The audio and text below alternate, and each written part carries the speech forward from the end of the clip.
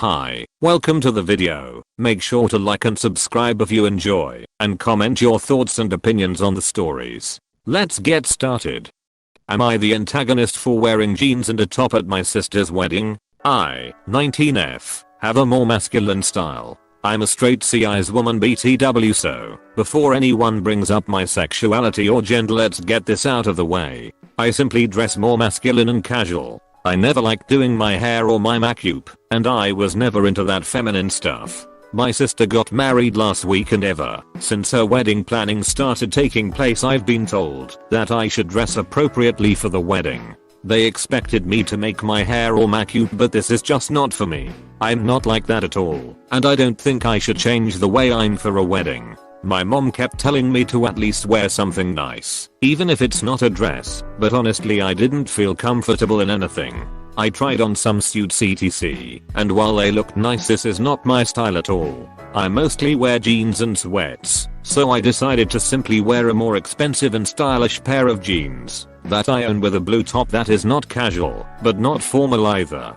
But it's the best I could do, so I'd not be 100% casual, but also feel comfortable. At first I was denied entrance at the venue, because the venue is black tie only, but my sister tried to convince the owner to let this go this once, because I'm her sister. My sister barely spoke to me or acknowledged me all night. After the wedding, my parents kept telling me how immature I was about the whole thing, and that I owe my sister an apology. I thought it was going to the extremes, making such a big deal out of some outfits. I called my sister trying to talk it out, and I said that we should really let this go. It's just clothes. My sister then started ranting about how on her wedding day she had to stress about convincing the owner of the venue to let me in, because I couldn't follow one simple and common rule. She said that me proving how different I am was more important than making a small compromise and wearing a suit at least. I explained how it's such a stupid argument, because why would I have to wear a suit, and how shallow she is for caring so much about appearances and outfits, and that her wedding should be special to her beyond the sparkles and the expensive hair and makeup. She told me I'm an R, because just because something isn't important to me doesn't mean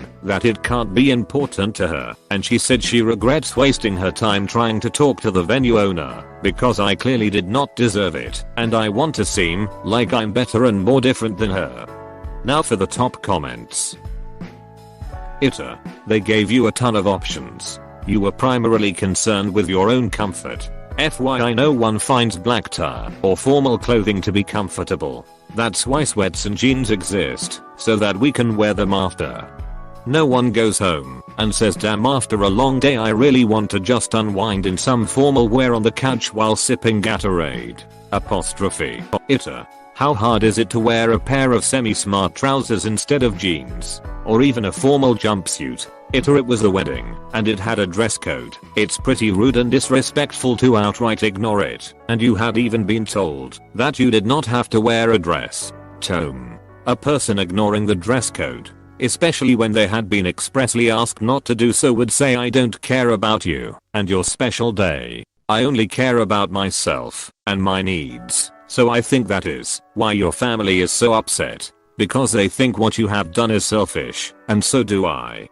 Also something to consider, you say you have masculine style. Were all the men at the wedding in jeans? If not, then why is not wanting to wear a dress an excuse? Am I the antagonist for telling my friend the cashier is only nice to him because it's her job? So there's a new cashier at a local grocery store, and she's admittedly good looking and nice. I, M23, was shopping there with my M24 friend a while ago, and ever since then has been ecstatic about going there.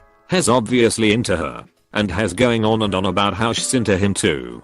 The thing is, she's just being nice to him. She's nice to me too. It's her job, right? My friend has been saying things like, has learning her schedule, and that she always makes his day. He also wants to ask for her number. I tell him that the only reason she's being nice to him is because it's her job. Here's a customer. She's nice to everyone. He needs to get over his obsession. He got really upset, called me an R, said I'm jealous, etc. And so, I work at an adult shop, right? We get a lot of weird customers. I've experienced harassment at work and even more so has my female coworkers. So I know what it feels like. And I've seen real stalker behavior. We can't have our girls closing alone because some people wait outside just to be creeps. I tell this to my friend to explain my reasoning. He needs to respect this girl's workplace. He still doesn't get it. Says he'd never be one of those, and that he knows she's into him too, and him trying to steal her by being a nice guy. He basically stopped talking to me just because I told him to be respectful. I mean, sure, she could very well be into him, but let her take the lead then. Am I enough for saying all that? I really don't think I am. But a couple of our friends said it's none of my business and I should let him figure it out himself. Now for the top comments. NTA. And he absolutely is one of those guys. He openly admits to learning and tracking her schedule. He's creepy as hell, and the fact that he's getting so aggressive and defensive about her, like she's an object to be stolen, is even more concerning. This is the correct judgment. NTA, yeah. Nip this creeper shit in the bud. He's learning her schedule, and that she always makes his day. He also wants to ask for her number. Says he'd never be one of those, and that he knows she's into him too, and I'm trying to steal her by being a nice guy. He already is. It's gross that he's so emotionally stunted that the 30 seconds of friendly interaction with the cashier gives him a boner and relationship goals. NTA. Your friend is stalking her. He needs to stop. Marzop clearly knows to identify this type of behavior and the damage it does. Some people just don't want to hear no in their lives. I think you are not the a-hole, but maybe you could try to speak to the store's management, because your friend is clearly in denial, and that poor girl doesn't deserve to harass her. Am I the antagonist for telling my wife to shut up during labor? First of all, I was pregnant and I gave birth 2 days ago. Our first child was from my wife's pregnancy, and we decided that this time it would be me who would give birth to our daughter. My wife had a natural, home and humanized birth. It was a unique, but extremely terrifying moment. I was in doubt about which birth I would like to have, because I was very afraid of the natural, and of the pain, labor.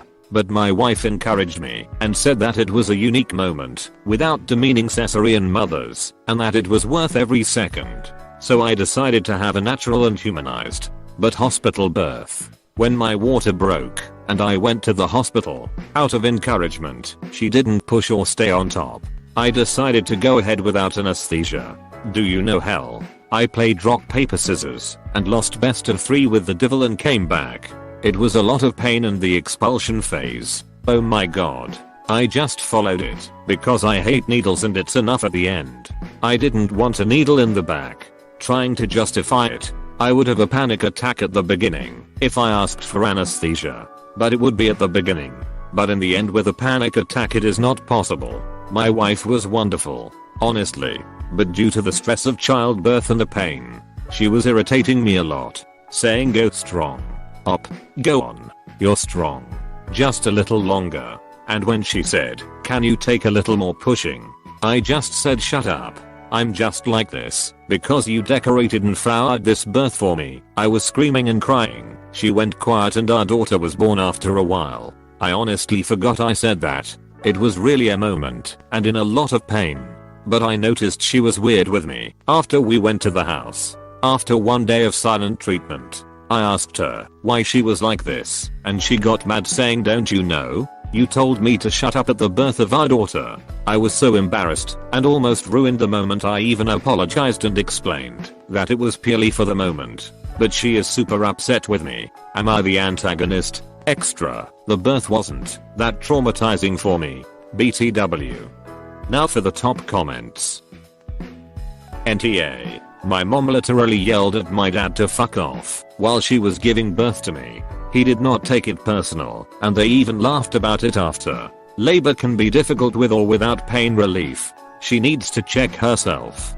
Same lol, even though he was joking around. My dad was getting on my mom's nerves and even making fun of how she looked down there. She knows he was just trying to take her mind off the pain, but at some point she told him to go to hell. NTA. I'm sure any agent could give you loads of stories of women who've snapped at their spouses while in labor. You're stressed. in pain, pumped full of hormones, and the life of your child depends on you doing everything you have to. Stuff you don't mean is going to get said to someone. My cousin was in labor for 75 hours prior to a C-section. By the second day, she was screaming that she didn't care if the baby died. She wanted it over. She loves her daughter more than anything, and clearly didn't mean a word of it. 75 hours. Why didn't they go ahead sooner? Am I the antagonist for no longer buying my stepdaughter to cats? I, 38F, my husband Adam, 40 male, our daughter Amanda, 14F, and Rosalina, 17F. Amanda has about 15 different pets that are all tank or aquarium pets, and they are very well taken care of by Amanda. Amanda absolutely adores her pets. Rosalina just being interested in pets, and we agreed that we would buy her two kittens if she gets her grades up, and she did. Amanda had a tournament for tennis that wouldn't be held where we lived, so we would have to travel to it for 1 week for the tournament and for just a small vacation. We asked Rosalina if she wanted to come, and she said no. She said since she is staying home, can she have her friends over for a sleepover, and we said yes. At first, when we thought Rosalina was gonna come, we were gonna get someone to watch Amanda's pets, but since Rosalina was staying home, we decided to ask her if she wanted to watch them, and that we would pay her for watching them. Rosalina said yes right away for the money, because she knows she is getting a lot. Amanda said she had some rules. 1. Leave them in their tanks and cage. 2. Only feed and give them water. 3. None of your friends are allowed in my room and only you are.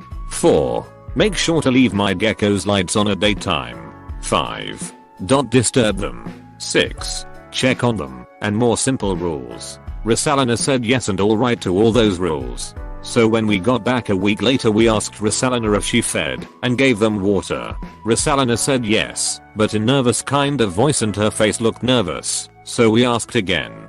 This time she looked more suspicious, and she said yes again. So we checked the cameras in her room, and Amanda was livid because she never once entered the room to feed or give them water. Amanda was also more livid when she noticed that Rosalina did go in the room a couple times, but no to feed. It was to get her friends to mess with the hamsters and turtles. We were checking in on Rosalina all week, and all week she has been saying she was feeding them. Some of Amanda's pets can't even go 3 days without food and water, and some, when we went to check on them, looked hungry. Rosalina finally confessed that she hasn't been feeding them because she didn't feel like it. I got mad and said if you wasn't gonna do it, then you should have said that when we asked, because then we would have hired someone else to do it. As punishment, we decided we weren't gonna get her cats anymore, because if she did this with Amanda's pets, then she would most likely do it with her own pets. Rosalina left to her mom's house in tears and saying we were being unfair to her. Her mom and side of the family called us major assholes. So Reddit, am I the antagonist for no longer buying my stepdaughter to cats? Now for the top comments. NTA. She has proven she can't be trusted to properly care for animals. I wouldn't trust her to watch a cactus. AITA for refusing to give 2 pets to an irresponsible teenager who almost killed multiple pets by starvation and neglect. NTA. Op. This. Pets are a privilege, not a right. She's just proven it's a privilege she shouldn't have.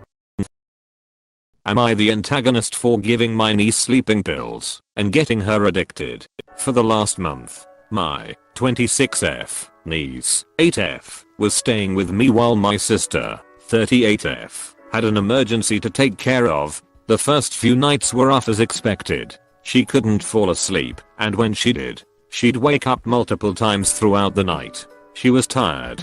I was tired. Just to experiment, I got some kids' vitamin C tablets and told her they were sleeping pills. And it worked like magic. She fell asleep instantly and slept through the night.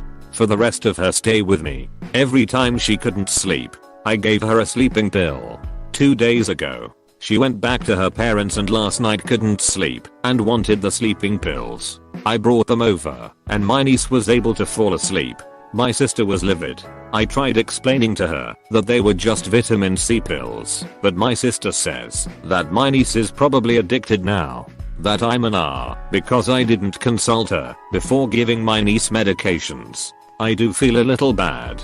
especially seeing how upset this made my sister. But on the other hand, this isn't medication. I don't tell her about everything my niece eats. So am I the antagonist here? Was this something I should have run by my sister first? Edit. For people saying vitamin C could still be dangerous. These were made for kids. I don't even know why they're a thing.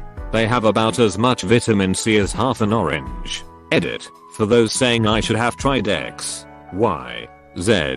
I did. So many things. I got the pills on day 5. Now for the top comments. NTA. Placebo effect FTW. I've given my kid her daily vitamin at night and told her it was her super magical gummy that will help her sleep and grow big and strong. Sometimes you gotta do what you gotta do. Haha. I wish there was something that works this well for adults. NTA. As a mom, I would have been livid. Until I talked to you and you assured me they were vitamin C. Then I would have let her take them and tried to get to the root of her sleep issues, if that's still going. But you were giving her something she might need anyway that isn't addictive. It's just she's 8 and they had a placebo effect. And that's okay. I'm guessing that this happened pretty fast, since it was some sort of emergency. And any child is going to be a bit freaked out to suddenly find themselves staying with a relative, even one they love, instead of their parents for an entire month. It would be more surprising if the kid didn't have problems sleeping. Likewise for going home when she was just settling in with Opus. NTA. Am I the antagonist for leaving my best friend and his friends stranded in an unfamiliar city? So for background, my best friend has gotten into going to these Spartan races. He and a small group of his friends have started going to local ones, but recently heard about one in another state they wanted to go to and compete in. But they didn't have anywhere to stay. So they asked me if they could borrow my truck and trailer. I have a tow behind camper for the weekend. I said no. I wasn't comfortable with them taking my truck and trailer, but that I'd drive them and the camper to their event. We made the 3-hour trip and set everything up in the area where the race was taking place the next day. I have a habit of leaving my keys on a hook next to the door to my bedroom in my camper. Remember this? Come nightfall, I went to take a phone call outside and ended up wandering around the grounds for over an hour. When I got back to the camper, the door was locked. And I was told by my best friend's older friend through the window that there wasn't enough room for me in my trailer. So I reached for my keys to unlock the door, but realized I had left them inside the camper on the hook in my room. So I called my best friend from outside and all I was told was sorry bro, nothing I can do. So I ended up sleeping in my truck that night, which I had fortunately left unlocked by accident. Their race began at 8 AM, and at 7. They came meandering out of the trailer and woke me up. No apology, by the way. So while they were in their race, I hooked my truck back up to the trailer, closed and locked everything, and waited until just after they finished and had started walking back to the trailer. Think really wide open field. When I saw them coming, I started the truck and drove off the property, with them chasing behind. I made the 3-hour trip back home declining call after call. When I finally got home, I finally took my best friend's call. He started yelling at me saying why would you do this? We have no way home now. I just said sorry, you shouldn't have made me sleep in my truck after I did you this solid. He told me that there were better ways to handle this than by leaving them in an unfamiliar city with no way home. I think he ended up calling his dad to come and get them. Is he right? Was there a better way to handle this? I felt justified until he said that. I'm kinda doubting my decision now. Am I the asshole? Now for the top comments. NTA who tells someone they can't sleep in their own camper? He's not your best friend. Not only do I feel bad for Op that this happened to him, it's heartbreaking that his best friend treated him like this. My best friend is such a huge part of my life and my heart. To have that torn out and basically burned to ashes by them would be devastating. This person would not support Op after a huge favor. Every friend I can think of would have taken one for the team and slept in the truck if there were truly no space. Sorry Op. There's not enough room for all of us. So I'll sleep in the truck. You enjoy your bedroom.